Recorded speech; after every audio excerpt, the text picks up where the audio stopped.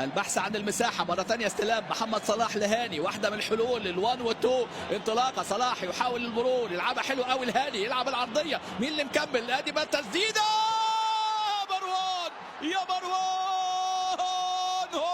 هو لكن ياخد منتخب مصر ركلة ركنية. عمر مرموش، تسديدة الركنية القصيرة، 7 دقائق. مرة ثانية مروان يعلق الكرة العالية الرأسية،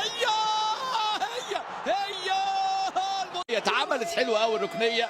اذا المنتخب المصري يقدر، والكره اتعملت بشكل رائع امامنا. هو مروان يصنع، وياسر ابراهيم يا ولد، يا ياسر يا لعيب، ياسر ابراهيم بضربه راس تحير كل الحراس. يا ولد يا ياسر، يا ولد يا ياسر. امامنا الحارس مارسيل، امامنا دانجينو، ولكن النهارده ياسر ابراهيم دنجوان الكره المصريه في اللقطه اللي فاتت يسجل بضربه راسيه. ياسر ابراهيم يضع المنتخب المصري بالعقل امامنا. هو مصر تسجل هدف ثاني في الدقيقه ال9 من الشوط الاضافي الاول.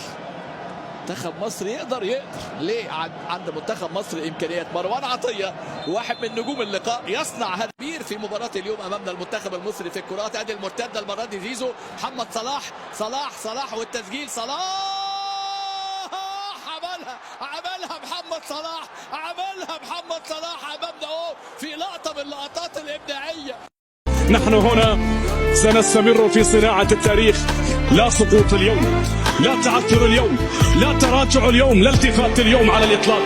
كلمات واضحة ليست بحاجة إلى ترجمة، واضحة للجميع. يبدو جادا، يبدو صادقا في جديته، في أحلامه وفي رغبته. لم يتغير المسار، الوجهة محددة.